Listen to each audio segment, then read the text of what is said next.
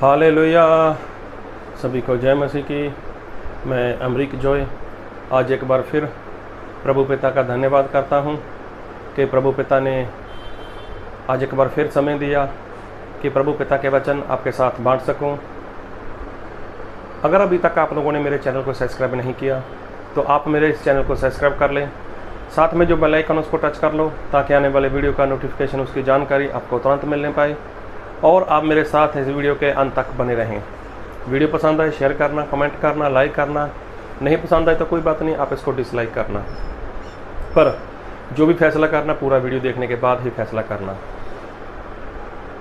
आज मैं जो बात करने वाला हूँ इस बात को बहुत ध्यान से सुनना। जी हाँ, आज इस संसार में ना जाने कितने सारे लोग हमारे से पहले आ चुके हैं। कितने लोग पहले आए और संसार छोड़कर चले गए। तो आज भी ऐसा हो रहा है। आज भी बहुत से लोग इस संसार में जो आए वो भी संसार छोड़कर जा रहे हैं। लेकिन क्या सभी लोग जो संसार छोड़कर जा चुके हैं या जिनको संसार छोड़कर जाना है, क्या उनको पता है या उनको पता था कि वो संसार में क्यों आए थे, किस वजह से आए थे और क्या कारण था उनका आने का? अगर आप संसार में आए हो तो क्या आपके पास कोई कारण है संसार में आने का, या फिर आप ऐसे ही पैदा हो गए? बात को ध्यान से सुनना। जी हाँ, आपने सही सुना। आप ऐसे ही संसार में आए, ऐसे ही संसार में पैदा हो गए, या कोई कारण है? अगर कारण है तो क्या कारण है? किस कारण से आप संसार में आए? अगर आपने कारण नहीं जाना तो जिस परमेश्वर ने आपको संसार में भेजा उसकी गलती है या फिर आपकी गलती है? परमेश्वर ने आपको अभी तक संभाल कर रखा है, बचा कर रखा है, और तो और परमेश्वर ने अपना दिया हुआ ऑक्सीजन, अपना बनाया हुआ पानी, तंदुरुस्ती, सब कुछ परमेश्वर ने आपको दिया। लेकिन अभी तक आपको यही नहीं पता कि आप संसार में क्यों हो, किस कारण से हो। तो फिर गलती किसकी? गलती आपकी है या फिर परमेश्वर की गलती है? जी हाँ, आपने सही सुना। फिर गलती किसकी है? आपकी गलती या परमेश्वर की गलती? क्योंकि इस संसार में अगर कोई भी इंसान आया है जिसको परमेश्वर ने भेजा है, तो उसके पीछे परमेश्वर का कोई ना कोई कारण रहा। अभी बहुत से लोग बिना कारण जाने हुए संसार छोड़कर चले गए, तो कहीं आप भी उनमें से एक तो नहीं? कहीं आपको तो नहीं पता कि आप किस मकसद से संसार में आए हो? और हमारे परमेश्वर कभी भी किसी के साथ पक्षपात नहीं करते, ऐसा बाइबल में लिखा है। अगर आप चाहो प्रेरितों का काम रसूलना 10 अध्याय पढ़ना तो वहाँ पर पता चल जाएगा कि प्रभु यीशु कभी भी किसी का पक्षपात नहीं करते, और पक्षपात करना वो पाप है, ऐसा बाइबल में लिखा है। तो परमेश्वर ये पाप कभी नहीं करते। तो मैं कहना क्या चाहता हूँ, इस बात को ध्यान से सुनना। जी हाँ, इस बात को ध्यान से सुनो और समझो कि अगर आपके पास संसार में आने का कारण नहीं, कोई मकसद नहीं, या आपको नहीं पता चला, तो गलती किसकी? क्या परमेश्वर की गलती है या आपकी गलती है? हमारे परमेश्वर कभी भी कोई गलती कर ही नहीं सकते। परमेश्वर कभी किसी का पक्षपात करते ही नहीं। और बाइबल में लिखा है, प्रभु यीशु ने बोला कि तुम लोगों ने मुझे नहीं चुना, परंतु मैंने तुम्हें चुना है और मैंने ठहराया है।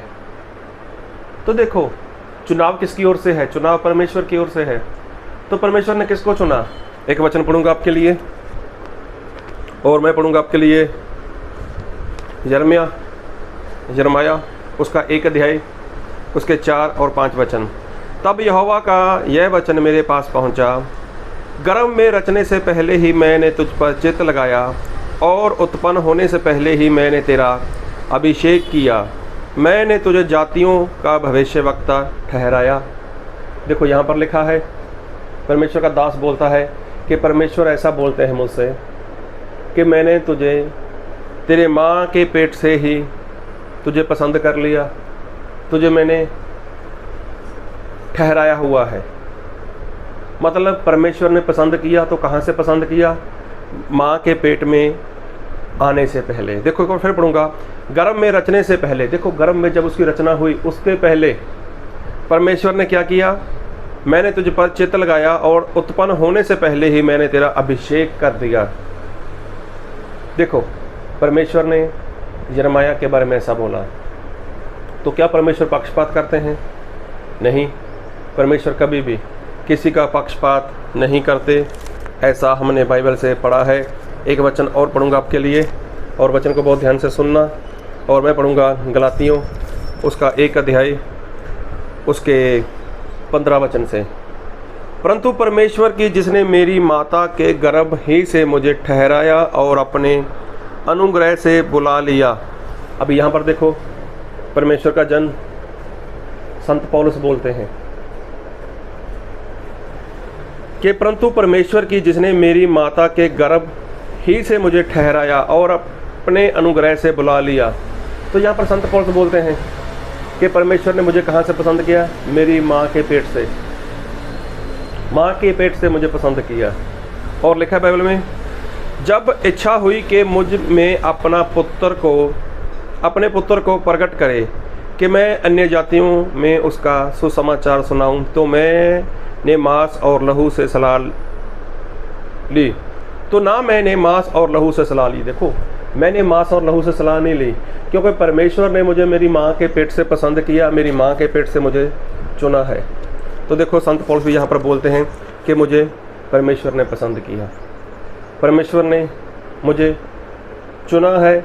किसके लिए? अन्य जातियों के लिए। तो ये शुरुआत कब हुई? कि जब इंसान माँ के पेट से में आता है ना, तब से ही परमेश्वर उसको पसंद कर लेते हैं, उसको अपने काम के लिए उसका चुनाव कर लेते हैं। लेकिन संत पौलुस को पता कब चला? उसकी आयु के बारे में मुझे नहीं पता, लेकिन देखो संत पौलुस ने कितनी देरी से पता किया, कितनी देरी से पता चला उसको। यिर्मयाह को कब पता चला कि परमेश्वर ने मुझे पसंद किया है? तो कहने का मतलब, क्या परमेश्वर पक्षपात करते हैं? परमेश्वर पक्षपात नहीं करते। अगर परमेश्वर ने संत पौलुस को माँ के पेट से चुना है, यिर्मयाह को माँ के पेट से चुना है, तो क्या आपको परमेश्वर ने ही नहीं चुना? कई लोगों का सवाल है कि मैं तो मसीह के ऊपर विश्वास करता हूँ, मैं तो आराधना करता हूँ, मैं तो चर्च जाता हूँ, मैं तो प्रार्थना भी करता हूँ, मैं तो बाइबल भी पढ़ता हूँ, लेकिन मेरे भाई लोग, मेरे माता पिता, उनको प्रभु यीशु ने नहीं चुना। अक्सर मैंने कई लोगों के मुंह से ये बातें सुनी हैं, खास करके जो मसीह के ऊपर विश्वास करते हैं। तो उनका ये मानना है कि मैंने मसीह के ऊपर विश्वास किया है, मतलब मैंने जो काम किया, प्रभु यीशु ने मुझे पसंद किया, लेकिन मेरे भाई लोगों को, मेरे परिवार को, या मेरे और भी जो रिश्तेदार हैं, जहाँ कोई और है, उनको परमेश्वर ने नहीं चुना। आप लोगों प्रार्थना करो कि परमेश्वर उनका चुनाव करें। तो मेरे भाई लोगों, पहली बात तो यही है कि आप गलत हो। आप लोग ऐसा बोलते हो कि मुझे पसंद किया है, मेरे भाई को पसंद नहीं किया, ये तो पक्षपात हो गया। और अगर आपको परमेश्वर ने पसंद किया है तो कौन सी खास बात आपके अंदर? क्या आप माँ के पेट से धर्मी पैदा हुए? क्या आपके अंदर पाप नहीं था? तो परमेश्वर कभी भी पक्षपात नहीं करते, लेकिन माँ के पेट में आने से पहले ही परमेश्वर उसका चुनाव कर लेते हैं। हाँ, ये तो इंसान के ऊपर निर्भर करता है कि वो सच्चे परमेश्वर की पहचान कब करे, परमेश्वर को कब पूछे कि परमेश्वर, मैं संसार में आया, मेरे लिए आपका क्या काम है, अभी मैं आपका क्या काम करूं। तो संत पौलुस को जब पता चला तो देखो उसने सब कुछ छोड़ दिया और परमेश्वर के पीछे वो चल पड़ा, परमेश्वर की आराधना के लिए, परमेश्वर की आज्ञाकारी के लिए। कहने का मतलब, अगर आप संसार में जिंदा हो। अगर अभी तक आपको नहीं पता कि आप संसार में क्यों आए, किस मकसद से आए, तो इसमें गलती परमेश्वर की नहीं, गलती आपकी है। आज आपकी कितनी भी उम्र हो चुकी, आप कितने भी साल के हो चुके, लेकिन अभी तक आपने सच्चे परमेश्वर को नहीं जाना। परमेश्वर ने तो आपको पसंद किया है माँ के पेट से। आपके लिए कोई ना कोई योजना है परमेश्वर की, आपके लिए कोई ना कोई प्लान है परमेश्वर का, आपके लिए कोई ना कोई काम है परमेश्वर का, लेकिन अभी तक आपने जाना ही नहीं। तो जब जाना ही नहीं तो काम कैसे कर पाओगे? तो जैसे संसार में बहुत से लोग ऐसे संसार में आए, मरकर चले गए, तो उनमें से तो आपका नंबर भी लग सकता है जब तक आपने जाना ही नहीं। एक बार प्रभु यीशु नदी किनारे या समुद्र किनारे गए हुए थे, तो वहाँ पर पतरस और उसके साथी लोग मछली पकड़ने का काम बंद कर कर अपने जाल को साफ कर रहे थे। तो प्रभु यीशु वहाँ पर पहुँचे। प्रभु यीशु ने बात की, सिमोन, क्या मैं तेरी कश्ती में आ सकता हूँ?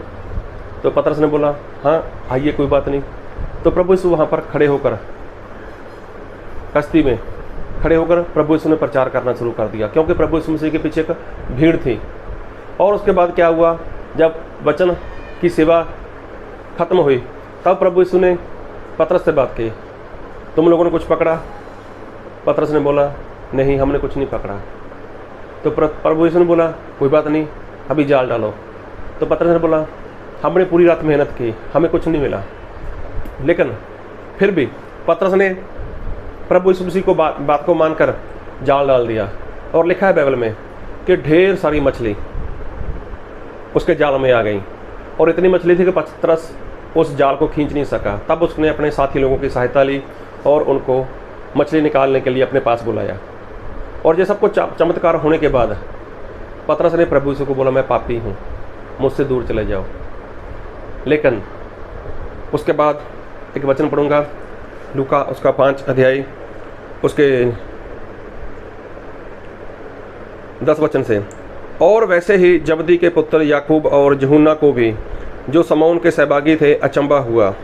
तब यीशु ने शमौन से कहा, मत डर, अब से तू मनुष्यों को जीवता पकड़ा करेगा। और वह नावों को किनारे पर ले आए और सब कुछ छोड़कर उसके पीछे हो लिए। देखो, पतरस जो मछली पकड़ने का काम कर रहा था, तो जब उसकी मुलाकात प्रभु यीशु के साथ हो गई, तो प्रभु यीशु ने उसको बोला, पतरस देख, अब से तू मनुष्य को पकड़ेगा। मतलब तू मछली पकड़ने के लिए संसार में नहीं आया हुआ, तू तो मनुष्य को पकड़ने के लिए, इंसान को बचाने के लिए मैंने तुझे पसंद किया हुआ है। पतरस को पता कब चला, कितनी उम्र हो चुकी थी पतरस की। तो कहने का मतलब, इसमें परमेश्वर की गलती नहीं है। अगर इंसान को पता चलता है और वो भी देरी से, तो परमेश्वर की गलती नहीं, गलती इंसान की है। क्योंकि इंसान के पास समझ है, इंसान के पास ज्ञान है।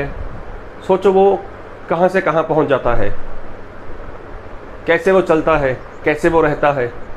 लेकिन कहने का मतलब, परमेश्वर ने अगर पतरस को पसंद किया था, तो क्या पतरस को प्रभु यीशु ने इसी समंदर के अंदर पसंद किया था? या फिर इसके पहले जब अंद्रयास ने पतरस के साथ मुलाकात करवाई थी, परमेश्वर की, प्रभु यीशु की मुलाकात हुई थी, तब प्रभु यीशु ने उसको पसंद किया था? नहीं। जब वो जरमाया को माँ के पेट से पसंद कर सकता है, जब वो पौलुस को माँ के पेट से पसंद कर सकता है, तो उसने पतरस को भी माँ के पेट से पसंद किया। अब जब उनको माँ के पेट से पसंद कर सकता है, तो क्या आपको माँ के पेट से पसंद नहीं किया? क्या मुझको माँ के पेट से पसंद नहीं किया? क्या आपके भाई बहन, माता पिता, सभी को, आपके बच्चों को प्रभु यीशु ने माँ के पेट से पसंद नहीं किया?